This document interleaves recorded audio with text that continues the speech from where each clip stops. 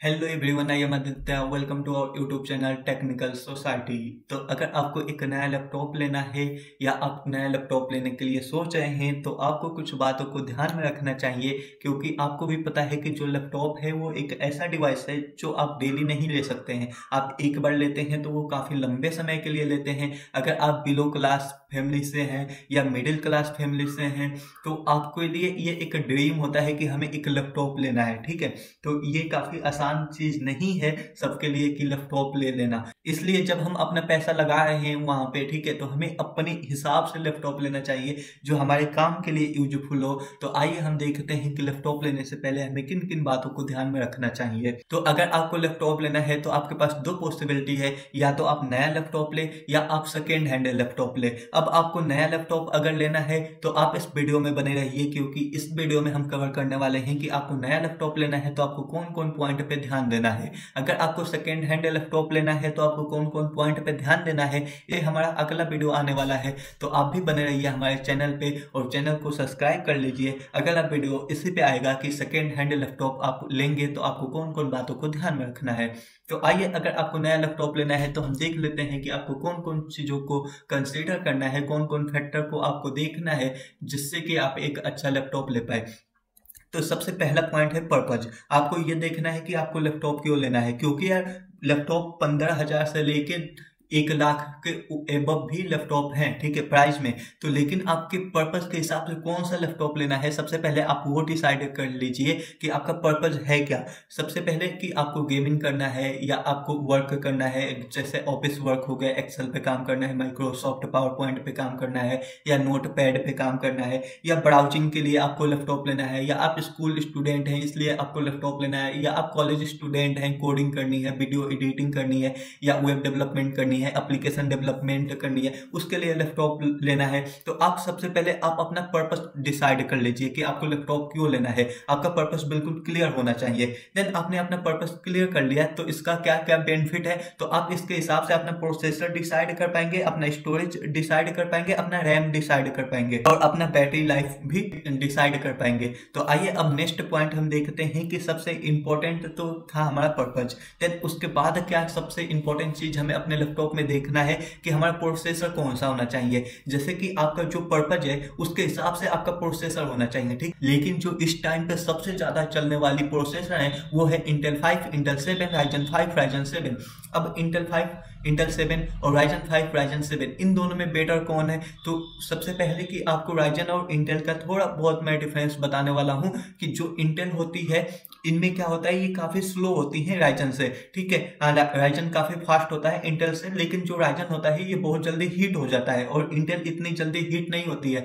तो आप इन दोनों में से कोई भी ले सकते हैं, क्योंकि सबका अपना बेनिफिट होता है और सबका अपना लॉस है। तो आपको अपना प्रोसेसर डिसाइड करना है अपने पर्पस के हिसाब से, और जो सबसे ज्यादा डिमांडिंग है इस टाइम पे वो है इंटेल 5, इंटेल 7, राइजन 5, राइजन 7। तो आपको आप इनको भी ले सकते हैं ना। आपने प्रोसेसर अपना पर्पस के हिसाब से डिसाइड कर लिया।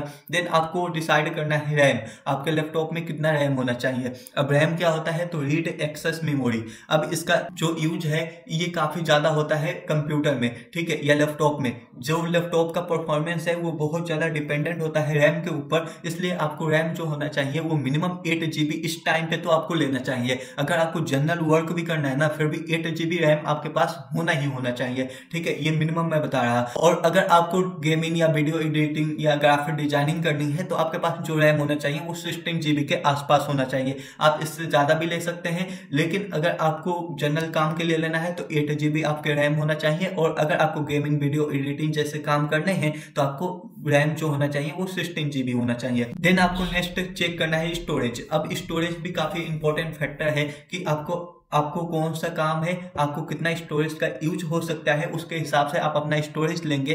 देन उसके बाद इसमें 2 टाइप की स्टोरेज होती है, एक होगा SSD और एक होगा HDD।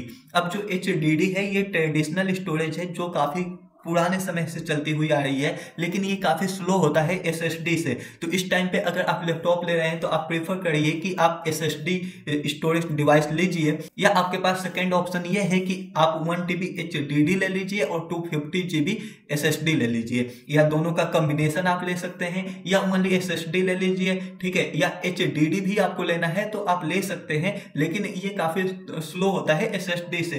तो मेरे हिसाब से आपको SSD पे जाना चाहिए, तो आपको स्टोरेज ध्यान में रखना है। देन उसके बाद आपको रखना है डिस्प्ले। अगर आप वीडियो एडिटिंग का काम करते हैं या गेमिंग का काम करते हैं तो आपको बड़ा स्क्रीन चाहिए, लेकिन वही आप अगर कोडिंग का काम करते हैं, आप कॉलेज स्टूडेंट हैं, तो आपको बड़ा लैपटॉप लेने का कोई फायदा नहीं है, ठीक है। 15 इंच का लैपटॉप लेने का कोई फायदा नहीं है, आपको 14 इंच का लैपटॉप लेना चाहिए, या उससे भी छोटा ले सकते हैं, जिससे कि आपको उसे अपने ऑफिस में ले जाना, अपने कॉलेज में ले जाना काफ़ी आसान हो, उसका जो वजन है वो काफ़ी कम हो, जिससे कि आप इजीली कहीं पे भी लेके जा सकते हैं। अगर आपने 15 इंच का लैपटॉप ले लिया तो उसको ले जाना काफ़ी मुश्किल है, लेकिन अगर आपको वीडियो एडिटिंग का काम करना है, गेमिंग का काम करना है, तो आपको 15 इंच का लैपटॉप लेना चाहिए, ताकि उसका स्क्रीन काफ़ी बड़ा हो, जिससे कि हमें सारी चीज़ें इजीली दिखाई दे, समझ में आए। तो आपको अपना पर्पस के हिसाब से आपको अपना डिस्प्ले भी सेट करना है कि आपको कितने का डिस्प्ले चाहिए, स्क्रीन साइज क्या है, रेजोल्यूशन क्या होना चाहिए, ठीक है। देन उसके बाद आपको ध्यान देना है ग्राफिक्स। अब क्या होता है कि बहुत सारे लैपटॉप में ग्राफिक कार्ड नहीं होता है। अगर आपको ग्राफिक डिजाइनिंग करनी है, गेमिंग करनी है, तो आपको ग्राफिक कार्ड होना जरूरी है।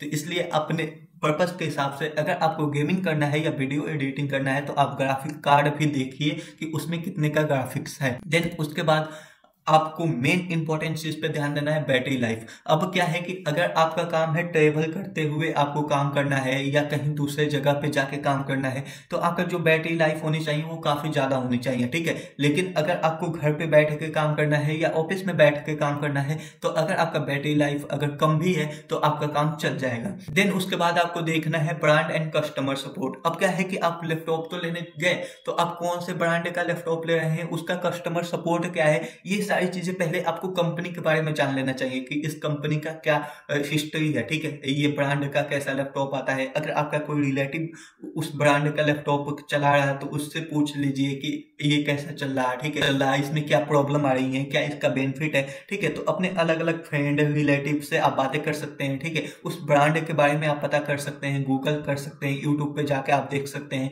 फिर कस्टमर सपोर्ट आप देख सकते हैं, ठीक है। देन ये चीजें आपको ध्यान में रखनी है। उसके बाद आपको ध्यान में रखना है बजट। तो आपको ऐसा अपने पर्पस के हिसाब से लैपटॉप लेना है जो कि आपके बजट के अंदर है। ये नहीं कि आपका जनरल काम है, आप गेमिंग लैपटॉप लेने गए तो आपका बजट 30,000 है, आप 70,000 का लैपटॉप पे देख रहे हैं, तो ऐसा बिल्कुल भी नहीं है। अगर आपका पर्पस जनरल वर्क है तो जनरल वर्क आपका 30,000 के लैपटॉप से भी हो जाएगा। तो आपको बजट पे भी अपना ध्यान देना है। तो सबसे इसमें मेन फीचर क्या था, तो सबसे इसमें मेन फैक्टर क्या था कि आपका पर्पस क्या है, सबसे पहले क्लियरिफाई होना चाहिए कि आप किस लिए लैपटॉप ले रहे हैं, ठीक है। उसके बाद आपको देखना है प्रोसेसर कि कौन सा प्रोसेसर आपके पर्पस के हिसाब से फिट बैठेगा। मोस्ट डिमांडिंग प्रोसेसर कौन कौन है, i5, i7, Ryzen 5, Ryzen 7। फिर रैम आपके पास मिनिमम होनी चाहिए 8 GB, और फिर स्टोरेज होना चाहिए आपको SSD टाइप का। देन डिस्प्ले अपने हिसाब से ले लीजिए। ग्राफिक कार्ड होना चाहिए आपके लैपटॉप में अगर आपको ग्राफिक डिजाइनिंग पे काम करनी है। बैटरी लाइफ अगर आपको ऑफिस या घर पे बैठ के काम करना है तो थोड़ा कम भी रहेगा तो चल जाएगा, लेकिन अगर आपको ट्रेवलिंग करते करते काम करना है तो आपकी बैटरी लाइफ अच्छी होनी चाहिए। ब्रांड एंड कस्टमर सपोर्ट आपको देखना है, आपको बजट देखना है। अगर ये पॉइंट अगर आप अपने ध्यान में रखते हैं तो आई होप आप एक अच्छा लैपटॉप ले पाएंगे। और आपको लैपटॉप लेने से पहले ये चीजें देखनी है। तो अगर आपको ये वीडियो अच्छा लगा हो तो मेरे चैनल को सब्सक्राइब, लाइक, शेयर करना ना भूलिए। अगला वीडियो आएगा कि अगर आपको सेकेंड हैंड लैपटॉप लेना है तो आपको कौन कौन चीजों को ध्यान में रखना है। Thank you so much.